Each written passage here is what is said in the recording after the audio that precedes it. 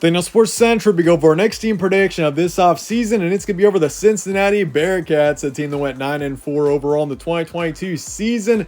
This is a team that's been a consistent contender in recent times. Since 2018, this is a team that has had multiple 10-plus win seasons, went to the college football playoff in 2021, 9 wins last year. Overall, this has been a really good team. But it is the start of a new era in Cincinnati. This team is now in the Big 12, first year in the Power 5. How is this team going to be in 2023, and what can we expect out of Cincinnati in this upcoming season, as we'll be talking about here today. We'll be analyzing this team and predict their schedule game by game in this video. Let's get started with a quick recap of 2022. Once again, the record being 9-4, and this team got off to a tough start. Lost to Arkansas there in week 1 on the road. Obviously a tough place to play. A solid football team, lost to them by a touchdown, but this team would go on to win 6 straight after that. They beat Kennesaw State 63-10 the next week. Dominant win over Miami, Ohio. Beat Indiana big. Beat Tulsa on the road big. Beat South Florida by 4. Beat SMU by 2. So this team was 6-1 heading into the UCF matchup. And I mean, the UCF game, both UCF and Cincinnati now in the Big 12, and we did see the Bearcats drop that one to the Knights there by 4, but came back, won 3 more. Lost to Tulane to finish out the regular season, 27-24, which Tulane really coming out of nowhere. They had an insane 2022 season, winning the Cotton Bowl. I mean, that was a really good team last year, and I mean, you consider how bad they were in 2021. It really shows how fast some teams can flip the script. But went on to play Louisville in the Fenway Bowl. Didn't go so well. 24-7 was the final. Did take a loss there. So a disappointing way to finish out the season. But 9-4 overall, not a bad season for this team. And of course, it is a very different team now. Luke Fickell obviously off to Wisconsin. So I mean, it's now up to Satterfield. Will he be able to lead this team to success in 2023?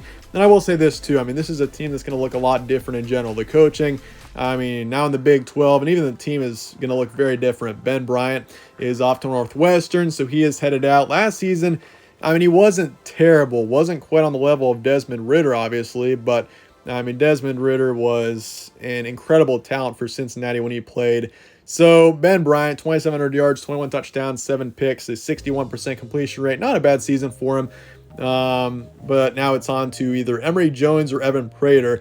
Emory Jones is coming in from Arizona State. He was at Florida before that, which he started at both places. And so this is his 3rd school he's been to. And he's got some experience at this point. But maybe is Evan Prater the answer at quarterback? I mean, last season when he played, he wasn't overall impressive, so we'll see what happens with this quarterback situation, but it definitely will look different in 2023. Charles McClellan is gone, the top running back for this team last season, put up right around 1,000 yards and 7 touchdowns. That's a tough loss, but Corey Kiner's coming back, who put up over 300 yards and 5 touchdowns. So the backfield's going to look a little bit different. The receiving core as well, you do lose Tyler Scott, Trey Tucker, Jaden Thompson. All 3 of your top wideouts from last year all gone, but this is a team that does bring in several players from the transfer portal for the receiving core, which is good. Obviously, you got to replace these guys somehow. It's especially going to be tough to replace like Tyler Scott, who put up nearly 900 yards last season. Even Trey Tucker was impressive last year with nearly 700 yards. So it's going to be different offensively, especially with the skill players. I mean, Emory Jones, I feel like is a quarterback that's got a lot of potential. He just hasn't reached it yet. I mean, last year, he's also an injury-prone quarterback. That's also something to keep in mind. So we'll see what happens. It looks like Emory Jones is expected to start, at least at the beginning of the season, but who knows? Maybe we'll see Evan Prater come in, and maybe he develops a lot this offseason.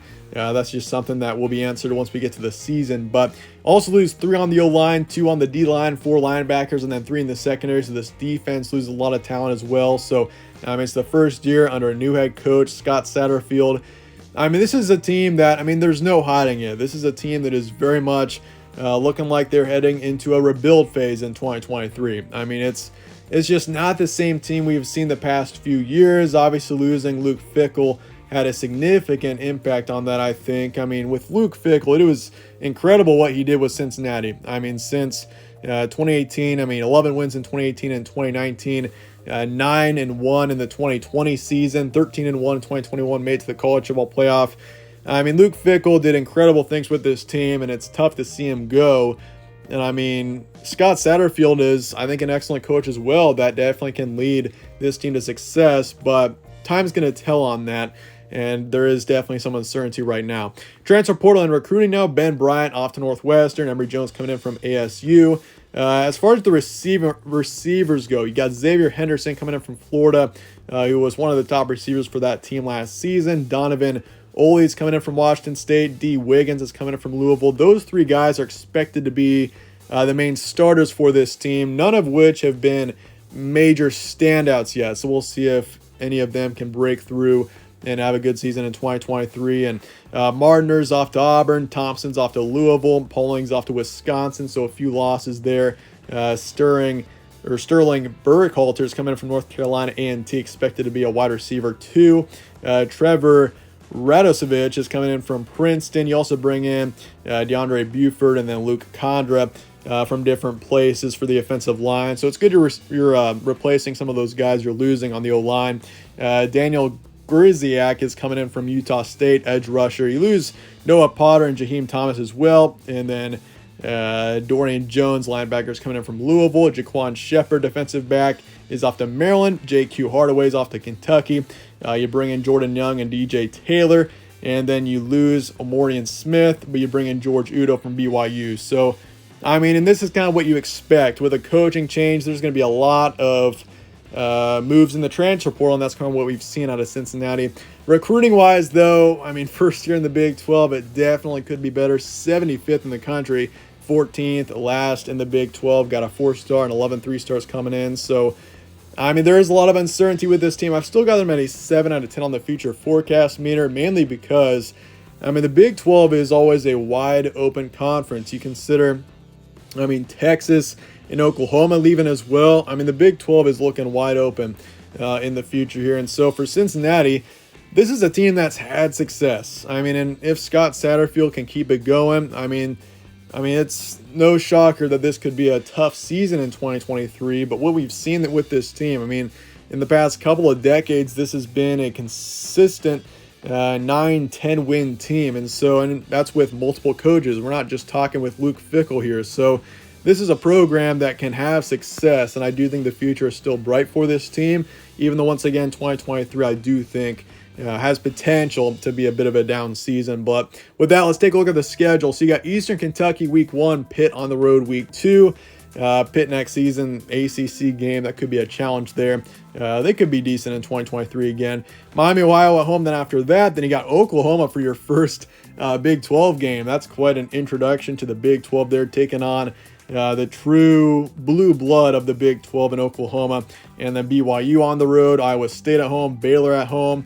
And then you got Oklahoma State on the road. Then in November, you got UCF and Houston, two of your former rivals in the American. And then West Virginia on the road, and then Kansas at home to finish out the regular season. So looking at September, I do think you go 2-2 in September. Eastern Kentucky, Miami, Ohio, both very winnable games, and I think you do beat both teams by a big amount. But Pitt on the road, I do think you drop that one. Pitt has been really good the last couple of years, and I can still expect them to be good in 2023. So I think you drop that one. And then Oklahoma should be an improved team in 2023. They definitely were a bit down in 2022. That's not typical out of them. And so I do think you drop that one as well. But you got them at home, so that's a huge opportunity taking on the Sooners there. That's the one time you'll be playing them in the foreseeable future with them, obviously off to the SEC. So you're 2-2 heading into your second month. BYU on the road. This is a game that is winnable, and a lot of these games are winnable. I just think that it's going to come down to a lot of close losses for this team. That's just what I'm afraid about with the inexperience that we're seeing on this team and some of that uncertainty. BYU still could be decent in 2023. I do think you drop that one, though, on the road. Iowa State, Baylor. There's a good chance you win one of these two games, but I do have both marked as losses right now.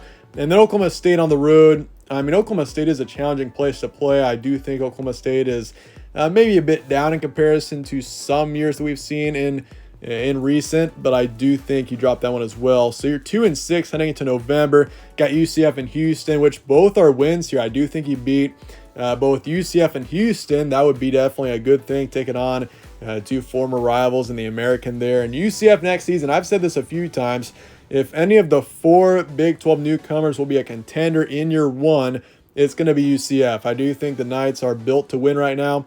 They're in a good position. I've got them marked for 7 wins, I think. So that's a nice win there against UCF. You got them at home, and I think you get it done there. You lost to them last season. You avenge that, and you get a really nice win. And then Houston on the road.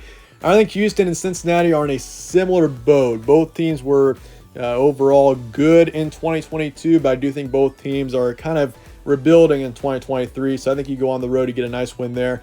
West Virginia, it's winnable. Kansas, it's winnable. I do have you losing both. So 4-8 is what my prediction is for Cincinnati. And this is not something we've seen. This is something that we haven't seen in a while for this team. 2017 was the last time this team was 4-8. They were 4-8 in 2016 as well. That was kind of in that transition from Tuberville to Fickle. So, I mean, I do think looking forward to 2023, the coaching change, the inexperience that is going to come to show in some brutal ways, I do think in 2023. I still think the future is bright for this team, though. Don't get me wrong. I just think 2023 is kind of bound to be a down season, and I think most Cincinnati fans kind of understand that. Ceiling is 7-5 for this team. I still have the ceiling pretty high. I just think that you consider the success this team has had in recent years. I mean, you can't rule out still a halfway decent team for this season, or for this team. And maybe they get to a bowl game still. We'll have to see what happens. But I've got 4-8 for the prediction, 2-10 for the floor. It's really unlikely this team goes 2-10. That's just the worst possible record this team could have. But I think 4-8. I'd say 4 to 5 wins is a pretty good bet for this team. The future is still bright, but 2023 will be a bit of a bump in the road for Cincinnati, I do think. But let me know your thoughts in the comments below on the Bearcats, and I appreciate you guys all watching as always. Stay tuned for more from All Sports Central. Catch you on the next one.